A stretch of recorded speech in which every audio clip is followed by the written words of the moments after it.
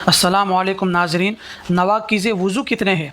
वज़ू को तोड़ने वाली चीज़ें कितनी हैं? किन चीज़ों से वज़ू टूट जाता है? इन चीज़ों को हमेशा आप याद रखें। नवाक़िज़े वज़ू को तोड़ने वाली 8 चीज़ें हैं। मजमूई तौर पर उन 8 चीज़ों से वज़ू टूट जाता है। उन 8 चीज़ों के अलावा दूसरी चीज़ों से वज़ू नहीं टूटता। नंबर 1, आगे और पीछे की शर्मगाह से आदतन किसी चीज़ का निकलना, आदत के तौर पर किसी चीज़ का निकलना, जैसे पेशाब, पाखना, हवा और मनी का निकलना। नंबर 2, आगे और पीछे की शर्मगाह से खिलाफ आदत किसी और चीज़ का निकलना, जैसे कि कीड़ा का निकलना या पथरी का निकलना, या औरत का माहवारी और हैज़ के खून के अलावा इस्तिहाज़ा और बीमारी का खून का निकलना, इससे वज़ू टूट जाता है। कई लोग ये समझते हैं जो इस्तिहाज़ा का खून आता है बीमारी का, माहवारी के अलावा का, तो उससे समझते हैं कि इससे गुस्ल वाजिब होता है। तो ये गलत बात है। इससे वज़ू टूटता है। वज़ू करना ज़रूरी होता है, गुस्ल करना ज़रूरी नहीं होता। जो माहवारी का खून होता है और हैज़ होता है, उससे पाक होते वक्त गुस्ल करना ज़रूरी है। नंबर 3, बदन या किसी हिस्से से बीमारी की वजह से खून का या पीप का निकलना, या अगर फोड़ा हुआ है तो उससे मवाद का निकलना, पानी का निकलना, और खून या पीप का निकलकर अपनी जगह से बह जाना, इससे भी वज़ू टूट जाता है। जैसे कोई फोड़ा हुआ है, फुंसी हुई है, उससे इतना पानी निकला, इतना खून निकला, इतना पीप निकला कि अपनी जगह से बह जाए, या चोट लग गई और उससे खून बह पड़ा, कोई चीज़ लग गई जिससे खून निकल गया और अपनी जगह से बह गया, तो इससे वज़ू टूट जाता है। नंबर 4, मुंह भरकर क्या करना।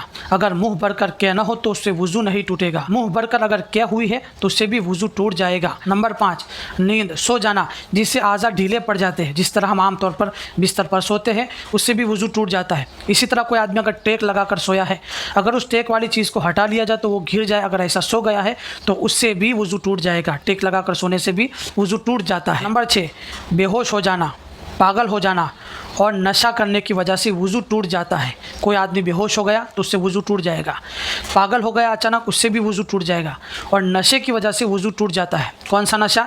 जिससे इंसान की अकल माऊफ हो जाती है, जैसे शराब है, चर्स है, भंग है, तो उस नशे से वज़ू टूट जाएगा। आमतौर पर जो गुटखा खाते हैं और इसी तरह तंबाकू खाते हैं तो उससे वज़ू नहीं टूटेगा। अगर आपने वज़ू की हालत में गुटखा खाया या तंबाकू भरा है और आपको नमाज़ पढ़नी है तो गुटखा को थूक कर, तंबाकू को साफ़ करके, कुल्ली करके, अच्छे से मुंह को साफ़ करके आप नमाज़ पढ़ सकते हैं। वो नशा मुराद है यहाँ पर जिससे इंसान की अकल माऊफ हो जाती है, जैसे शराब है, चर्स है, भंग है वगैरह, इससे वज़ू टूट जाएगा।